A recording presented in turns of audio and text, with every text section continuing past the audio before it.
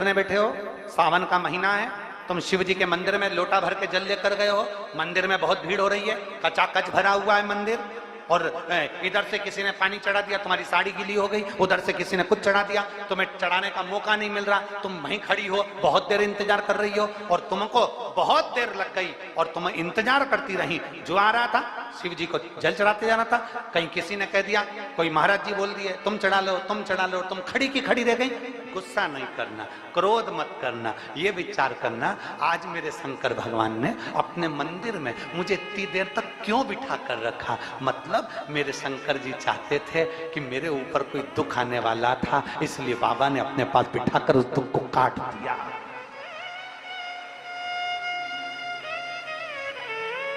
मेरे बाबा ने अपने पास बिठाकर दुख काट दिया।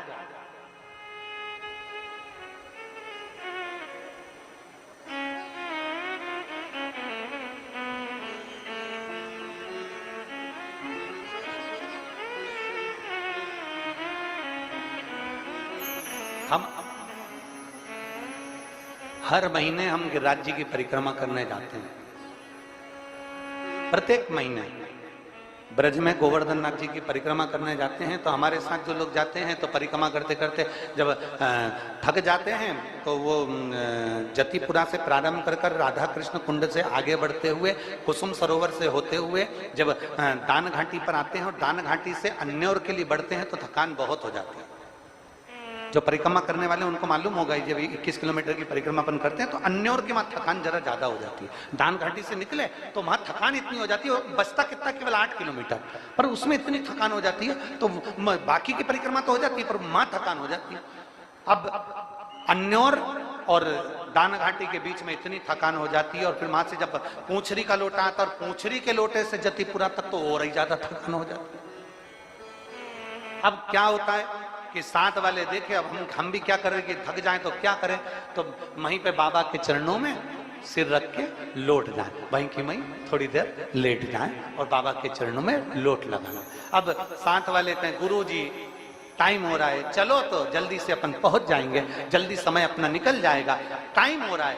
हम कहते हैं नहीं, उसके चरणों में लौटने का, उसके चरणों में सिर रखकर सोने का बार बार मौका नहीं मिलता, उसके पास बैठने का मौका नहीं मिलता। हाँ, एक लाइन आप लोग गुनगुनाते हो ना, वो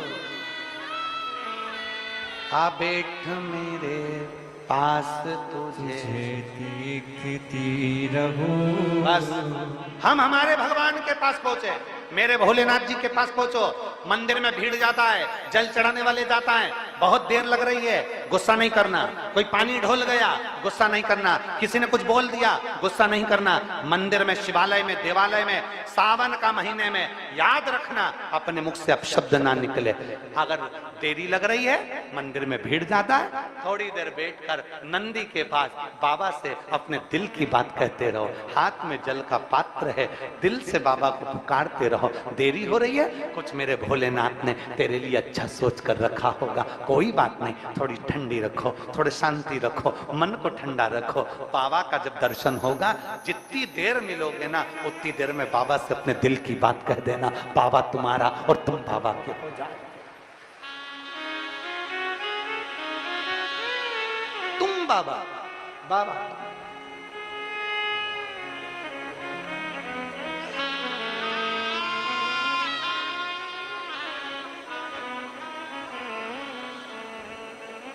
बड़ी दूर किनारा है,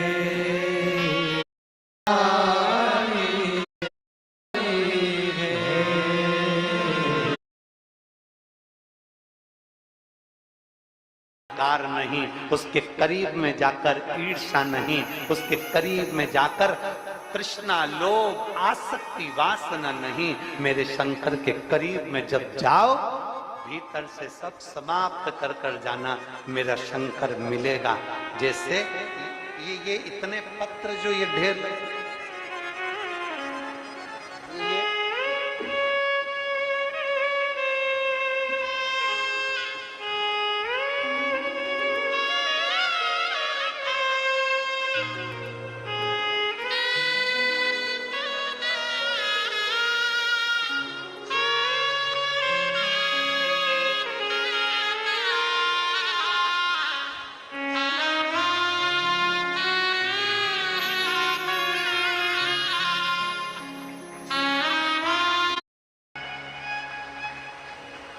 विश्वास से पुकारोगे तब, दिखावे से नहीं।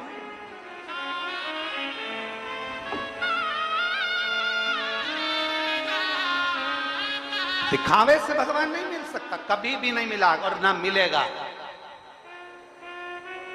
कपड़े बदल लेने से परमात्मा कभी नहीं मिला और ना कभी मिलेगा। कपड़े बदल लेने से परमात्मा कभी नहीं मिला और ना मिलेगा। परमात्मा को पाने के लिए कपड़ा बदलने की जरूरत नहीं होती, परमात्मा को पाने के लिए कलेजा बदलने की जरूरत होती है। परमात्मा में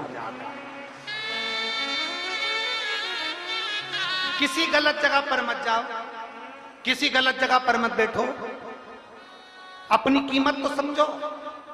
एक मक्खी सब्जी पर बैठती है, उसकी कोई कीमत नहीं होती है। एक मक्खी किराने की दुकान के सामान पर बैठती है, उसकी कोई कीमत नहीं होती है। वो मक्खी सोना तुल रहा हो, सोने पे बैठ जाए, 5,000 की हो जाती है। 5,000 की एक मक्खी सोने के ऊपर बैठी। इसलिए सुनार सोना तोलने की मशीन को, तराजू को कांच में बंद कर कर रखता है, इसमें मक्खी ना बैठ जाए। मक्खी बैठेगी तो एकाध रत्ती का फर्क पड़ जाएगा, 2-5 हजार ऊपर नीचे हो जाएगा। बस वही समझना है। एक चाय ठेले पर मिलती है, एक चाय गुमठी पर मिलती है, एक चाय होटल में मिलती है, एक चाय 5 स्टार होटल में मिलती है। एक 10 रुपए की, 20 रुपए की, 15 रुपए की, 25 रुपए की, और 7 स्टार में पहुंचे तो 150 रुपए की। चाय वही है, दूध वही है, शक्कर वही है, सब कुछ वही की वही है, बस कीमत काय की?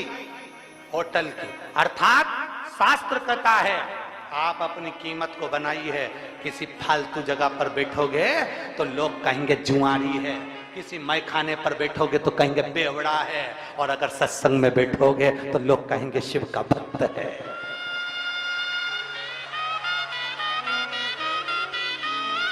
अपनी कीमत को बनाओ, अपनी कीमत।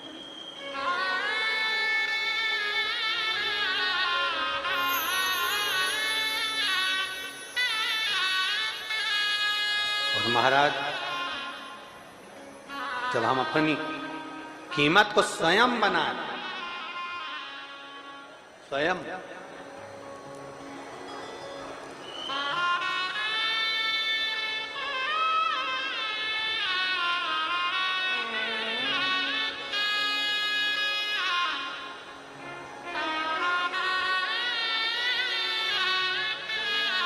महाराज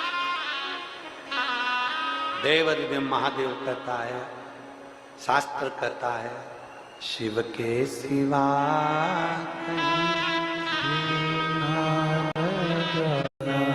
वरना पड़े सिवा कहीं। आएंगे राम, जैसे ट्रेन का इंतजार करते हो, बस का इंतजार करते हो, उसी तरह उस परमात्मा का इंतजार करना कि मेरा दुख काटने के लिए मेरा शंकर जरूर आएगा, जरूर आएगा। और तेरे भरोसे मेरी गाड़ी, तू जाने तेरा काम जाने बाबा। तेरे भरोसे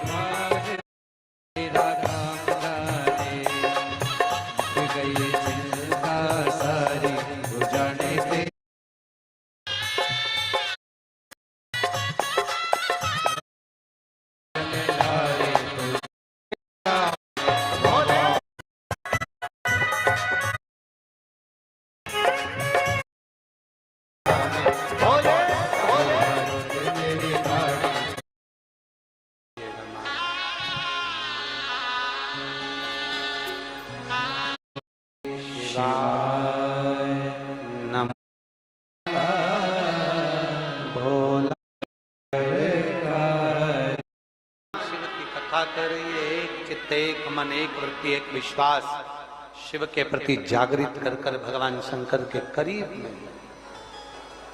सती मैया के मन का संशय देवाधिदेव महादेव ने मिटा दिया। मां पार्वती जी के साथ में शिव जी का जब मंगल विवाह हुआ, पार्वती जी कैलाश पर जब विराजमान हुई, गंगा जी की धार से षडानंद कार्तिकेय जी का जन्म हो जाता है। और वो षडानंद कार्तिकेय मां पार्वती जी के कहने पर तारकासुर का संहार करने के लिए। अब देखिए, तारकासुर असुर भी है और तारकासुर शिव का भक्त भी। जरा बहुत सावधानी से कथा को लीजिएगा, अपने जीवन में उतारिएगा।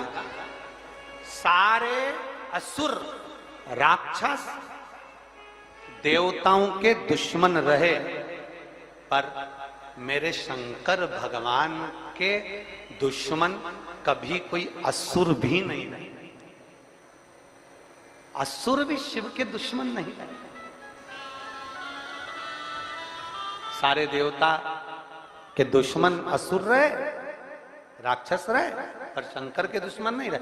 कंस शिव जी की पूजन करता, रावण शिव जी की पूजन करता, भस्मासुर शिव जी का भजन करता।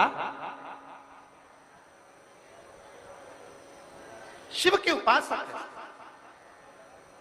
शिव के उपासक, शिव की आराधना में डूबे रहते थे। षडानंद कार्तिकेय जी से कहा, तारकासुर को मारना है तुमको, पर याद रखना तारकासुर के दिल में, हृदय में शिव बसे हुए हैं, उसके हृदय में बाण ना छोड़िएगा।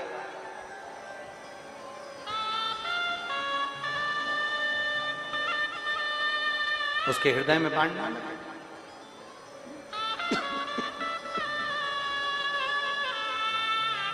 ठीक है, छोड़ा। तारकासुर के हृदय में बाण ना लगे तो षडानंद कार्तिकेय जी ने पूछा, मां आखिर तारकासुर के दिल में बाण क्यों नहीं लगना चाहिए? मां ने कहा, ये तारकासुर है, असुर है, राक्षस है, और इसके दिल में शिव बसता है। तुझ में राम, मुझ में राम, सब में राम समाया है। जित देखूं उत राम की माया है। हर एक जगह पर राम है, हर एक जगह पर शिव है, हर एक में भगवान शंकर बसा हुआ है। प्रत्येक जिसकी श्वास चल रही है, समझ लेना उसमें शिव है। श्वास बंद, समझ लेना शिव गया, शव बन गया। श्वास है तो शिव है, श्वास गई तो वो शव बन गया, फिर उसमें शिव नहीं, शव है।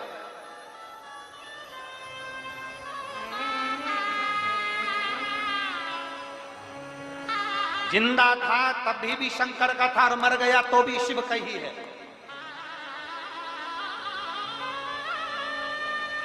मरने के बाद कहां लेकर जाते हैं मुर्दे को? जम के बोलो जरा, अरे बोलो तो। शमशान। शमशान जहां सबकी शान सम है, उसी का नाम सम शान है। अमीर भी जाएगा तो घास पर, गरीब भी जाएगा तो घास पर, अमीर भी जाएगा तो सफेद कपड़े में, गरीब भी जाएगा तो सफेद कपड़े में, अमीर भी जाएगा तो बांस पर, गरीब भी जाएगा तो बांस पर, अमीर भी जाएगा तो राख हो जाएगा, गरीब भी जाएगा तो राख हो जाएगा। जहां सबकी शान सम है, उसी का नाम सम शान है। वहां सब बराबर है। उसके दरवाजे पर कोई बड़ा नहीं, कोई छोटा नहीं, सबका लेवल बराबर, सबका।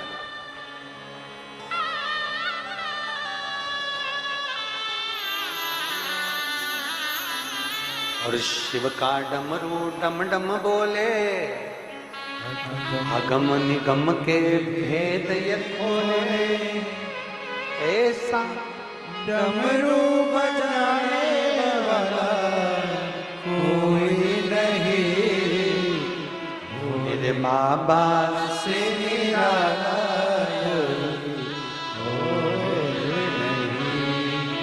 कौन होगा? शिव से निराला कौन हो सकता है? एक बेटी ने पत्र लिखा है, शिवानी चौरसिया। शिवानी चौरसिया कहीं बैठी हो बेटा तो हाथ हिलाइएगा। मैं शिवानी चौरसिया विदिशा में राघव जी राघव जी कॉलोनी, रघत जी, राघव जी है कि राघव जी कॉलोनी में रहती हूँ। कहीं बैठी है? शिवानी चौरसिया, राघव जी कॉलोनी। 5 वर्ष से सरकारी नौकरी की तलाश कर रही थी गुरुजी। 5 वर्ष से जब सरकारी नौकरी की तलाश कर रही थी, मेरी तैयारी में कमी रह जाती थी, हो सकता है मेरा सरकारी नौकरी नहीं लगी। तब सारे गांव के लोग, सब लोग मेरे पर हंसते थे, ऐसे ना जाने कितने पढ़े लिखे पढ़े हैं, क्या सबकी सरकारी नौकरी लग जाएगी? मेरी मम्मी को गुस्सा आया, रायसेन की कथा में चली गई, पंडाल में बैठकर कथा सुनी, बाबा से विनती करी और बाबा से कहा, बाबा मेरी बेटी का कहीं सरकारी नौकरी लग जाए, ऐसी कृपा करना। मेरी बेटी ने फिर एग्जाम दिया, सिलेक्शन नहीं हुआ। दूसरा एग्जाम दिया, सिलेक्शन नहीं हुआ।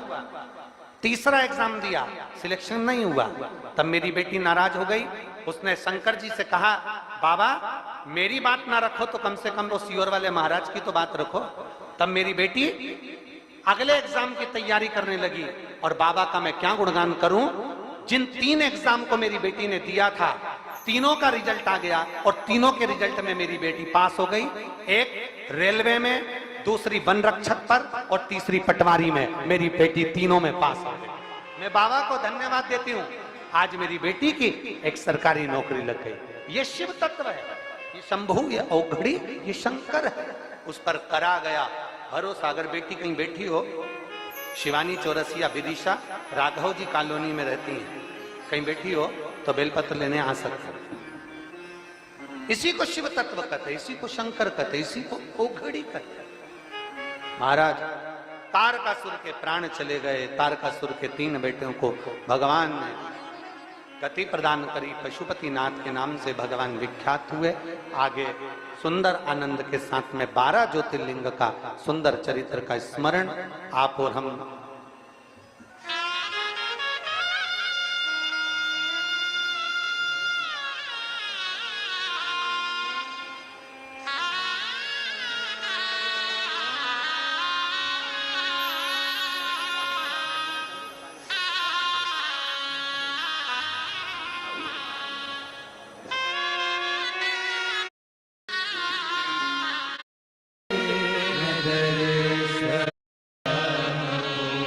समिति कह रहे हैं प्रशासन भी साथ देगा। हमारा विदिशा का पूरा प्रशासन और विदिशा का एक एक बच्चा इस पूरी कथा में 7 दिन साथ देगा। इसलिए 7 दिन की कथा विदिशा में हो। आप लोगों का क्या कहना है? जरा दोनों हाथ उठाकर हर हर।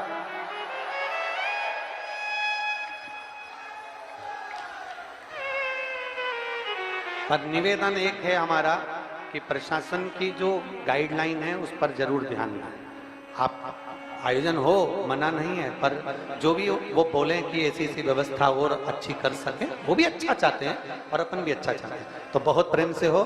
तो कथा समिति के कहने पर आगे बढ़ा रहे हैं। तो ये कथा कल भी इसी समय 1 बजे से 4 बजे तक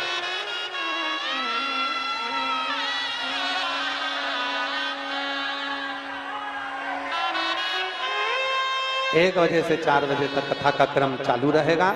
बड़े भाव से, आनंद से माँ पार्वती जगत जननी जगदम्बा अम्बा माता पार्वती जी के सुंदर भाव में श्री गणेश जी महाराज का प्रागट्य हो रहा है। जोरदार ताली बजाएं श्री गणेश जी महाराज का।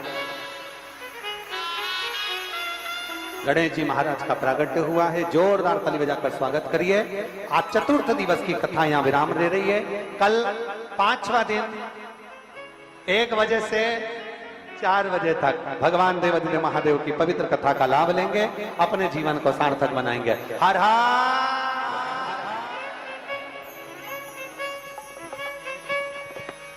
जय जय से राधे। सभी